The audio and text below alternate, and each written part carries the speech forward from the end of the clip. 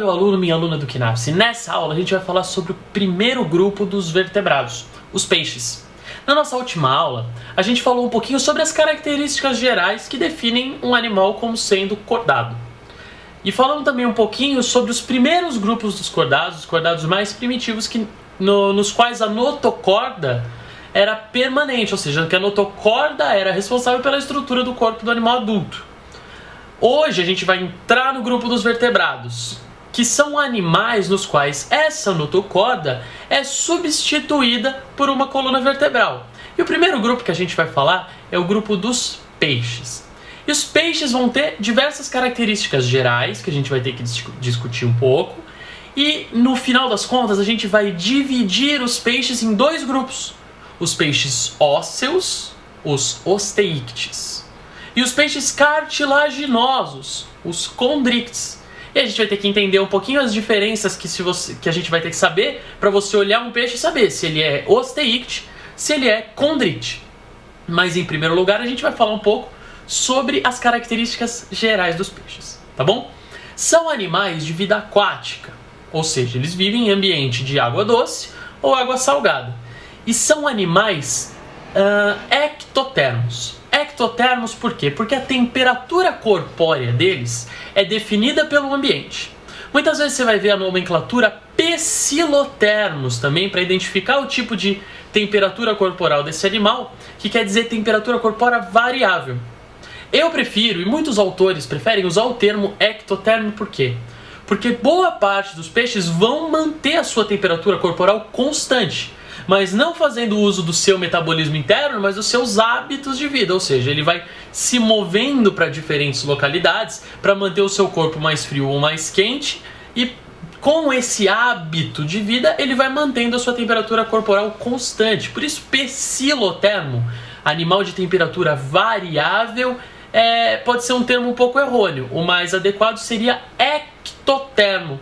Ectotermo porque a temperatura corporal é definida pela temperatura do ambiente, pela temperatura externa. Então os peixes são animais ectotérmicos.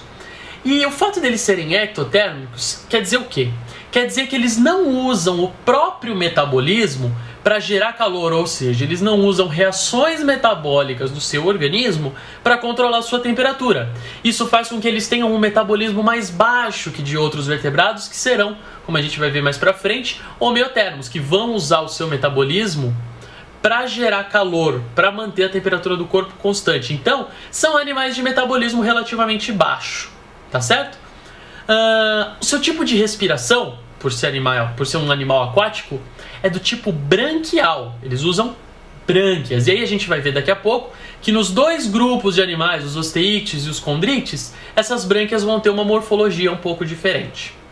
O seu sistema circulatório, como você vai poder ver no nosso módulo de fisiologia animal, ele é um sistema circulatório fechado, composto por um coração bicavitário e um sistema de vasos. Então, um coração bicavitário, brânquias e um sistema de vasos vai compor o aparelho circulatório de trocas gasosas desse tipo de animal. Tubo digestório completo, como em todos os cordados. E vale dizer também que eles são animais que têm o labirinto, ou seja, a parte auditiva, mas não auditiva para captação de sons, o ouvido que determina o equilíbrio muito bem desenvolvido. E isso é muito bem desenvolvido por quê? Porque eles vivem num ambiente que é muito mais tridimensional do que o nosso. O que eu estou querendo dizer? A gente se locomove no solo. O peixe ele tem que regular, além da sua posição no espaço, a sua profundidade. Isso faz com que o senso de equilíbrio desses animais seja muito mais bem desenvolvido. E agora vamos começar a falar um pouquinho das diferenças entre condrictes, que são os peixes cartilaginosos, e osteíctes. Vamos falando primeiro um pouco dos condrictes, que são os peixes cartilaginosos, que vão abrigar animais como, por exemplo, o tubarão e a raia. São animais que possuem um esqueleto predominantemente formado por cartilagem. E eu vou dar para vocês algumas características que vão permitir você olhar para um peixe e dizer se ele é cartilaginoso ou se ele é ósseo. E para os peixes cartilaginosos, é fundamental você ter em mente duas características. Ele tem uma boca ventral, ou seja, a boca dele é situada mais próxima da região da barriga, é uma boca que fica embaixo do animal. Se você for pensar em tubarões e raias, você vai poder imaginar isso. Ele tem a boca situada na parte de baixo do corpo. E as brânquias são formadas por 5 pares, ou seja, ele tem 5 aberturas de cada lado do corpo e essas aberturas são expostas. Então pensa num tubarão, por exemplo, ele tem aberturas branquiais expostas. E esse animal, ele não vai ter uma estrutura que a gente vai ver nos peixes ósseos, que a gente chama de bexiga natatória. Os peixes cartilaginosos não possuem bexiga natatória. Então eles regulam a sua profundidade na água com movimentos corporais. O que eu quero dizer é, se um tubarão parar de nadar, ele afunda.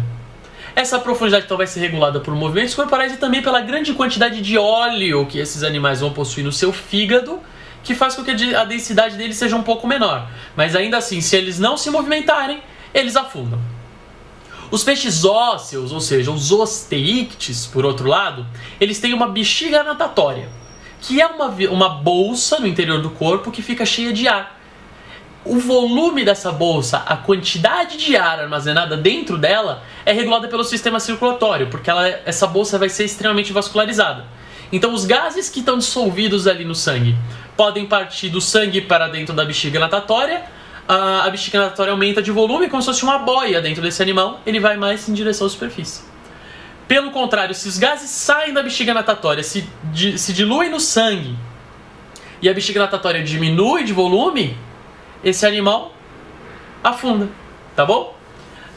Quanto à boca e as brânquias, que é o que a gente vai usar principalmente para diferenciar os peixes ósseos dos peixes cartilaginosos, a boca nos peixes ósseos ela é terminal, ela fica na ponta do animal. E as brânquias são 4 pares protegidas por um opérculo, aquela coisa que a gente vê do lado do peixe, que abre e fecha quando ele respira. Ou seja, ele tem as brânquias num número de pares menor, mas elas são protegidas por um opérculo. Então se você for pensar agora em um peixe, você consegue determinar se ele é um peixe de esqueleto ósseo, um osteícte, se ele tiver boca terminal e um opérculo protegendo 4 pares de brânquias. Ou se ele é um condricte, um peixe cartilaginoso, se ele tiver boca ventral, 5 pares de brânquias visíveis, tá bom? O esqueleto então dos osteíctes é ósseo, o dos condrictes é cartilaginoso. A excreta de ambos os grupos, as excretas de ambos os grupos vão ser em forma de amônia. E a gente vai tentar entender mais pra frente as vantagens e as desvantagens de cada um dos tipos de excreta nitrogenada na conquista do ambiente terrestre. Mas agora a gente tem que ter em mente que a excreta nitrogenada dos peixes é feita por amônia, tá bom? Que é um tipo de excreta extremamente muito mais tóxico do que os outros tipos de excretas, mas é muito solúvel, o que é muito útil para esses animais que vivem em ambiente aquático. O tipo de excreta sendo muito solúvel, você consegue eliminar na água com facilidade, tá bom? Espero que vocês estejam aprendendo bastante com as nossas aulas. Na próxima aula a gente vai falar um pouquinho sobre outras classes de vertebrados e sobre conquista do meio terrestre. Espero ver vocês lá e não se esqueçam de se inscrever no nosso canal, curtir a nossa página no Facebook e compartilhar as nossas aulas com seus amigos. Um abraço e até a próxima!